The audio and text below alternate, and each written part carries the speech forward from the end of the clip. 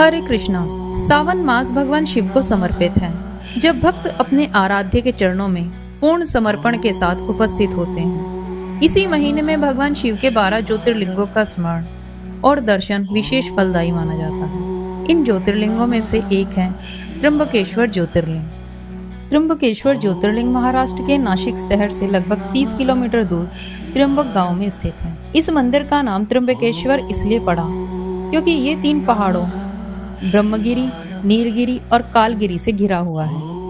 साथ ही गोदावरी नदी यहाँ से शुरू होती है। शिव पुराण की श्री कोटि रुद्र संहिता के 42वें अध्याय के अनुसार त्र्यंबक भगवान शिव का 8वां ज्योतिर्लिंग है।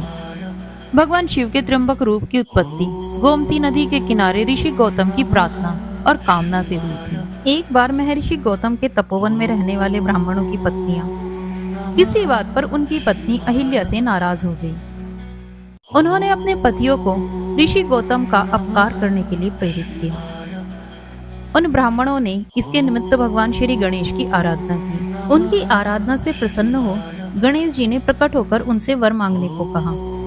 इस पर ब्राह्मणों ने कहा, हे प्रभु, यदि आप हम पर प्रसन्न हैं तो किसी प्रकार ऋषि गौतम को इस आश्रम से बाहर निकाल दें। उनकी ये बात सुनकर गणेश जी ने उन्हें ऐसा वर न मांगने के लिए समझाया, किंतु वे अपने आग्रह पर अटल रहे। अंततः गणेश जी को विवश होकर उनकी बात माननी पड़ी। अपने भक्तों का मन रखने के लिए वे एक दुर्बल गाय का रूप धारण करके ऋषि गौतम के खेत में जाकर रहने लगे। गाय को फसल चरते देख ऋषि बड़ी नरमी के साथ हाथ में तृण लेकर उसे हाँकने के लिए गए। तृण के स्पर्श से ही गाय ने प्राण त्याग दिए, जिससे सभी जगह हाहाकार मच गया। सारे ब्राह्मण एकत्र हो गए और गौ हत्यारा कहकर ऋषि गौतम को बुरा भला कहने लगे। ऋषि गौतम इस घटना से बहुत आश्चर्यचकित और दुखी थे। अब उन सारे ब्राह्मणों ने कहा कि तुम्हें यह आश्रम छोड़कर कहीं दूर जाना होगा। गौ हत्यारा के निकट रहने से हमें भी पाप लगेगा। विवश होकर ऋषि गौतम अपनी पत्नी अहिल्या के साथ वहां से 1 कोस दूर जाकर रहने लगे, किंतु उन ब्राह्मणों ने वहां भी उनका रहना दुर्भर कर दिया। वे कहने लगे, गौ हत्या के कारण तुम्हें अब वेद पाठ और यज्ञ आदि के कार्य करने का कोई अधिकार नहीं रह गया है। अत्यंत अनुनय भाव से ऋषि गौतम ने उन ब्राह्मणों से प्रार्थना की कि आप लोग मेरे प्रायश्चित और उद्धार का कोई उपाय बताइए। तब उन्होंने कहा, हे गौतम, तुम अपने पाप को सर्वत्र सबको बताते हुए 3 बार पूरी पृथ्वी की परिक्रमा करो। फिर लौटकर 1 महीने तक यहाँ व्रत करो, अथवा यहाँ गंगा जी को लाकर उनके जल से स्नान करके 1 करोड़ पार्थिव शिवलिंगों से शिव जी की आराधना करो। इसके बाद पुनः गंगा जी में स्नान करके इस ब्रह्मगिरी की 11 बार परिक्रमा करो। फिर 100 घड़ों के पवित्र जल से पार्थिव शिवलिंगों को स्नान कराने से तुम्हारा उद्धार होगा। ब्राह्मणों के कथनानुसार महर्षि गौतम वे सारे कार्य पूरे करके पत्नी के साथ पूर्णतः तल्लीन होकर भगवान शिव की आराधना करने लगे। इससे प्रसन्न हो भगवान शिव ने प्रकट होकर उनसे वर मांगने को कहा। महर्षि गौतम ने उनसे कहा, भगवान, मैं यही चाहता हूँ कि आप मुझे गौ हत्या के पाप से मुक्त कर दें।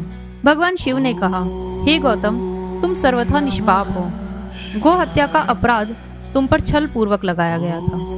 छल पूर्वक ऐसा करवाने वाले तुम्हारे आश्रम के ब्राह्मणों को मैं दंड देना चाहता हूँ। इस पर महर्षि गौतम ने कहा कि हे प्रभु, उन्हीं के निमित्त से मुझे आपका दर्शन प्राप्त हुआ है।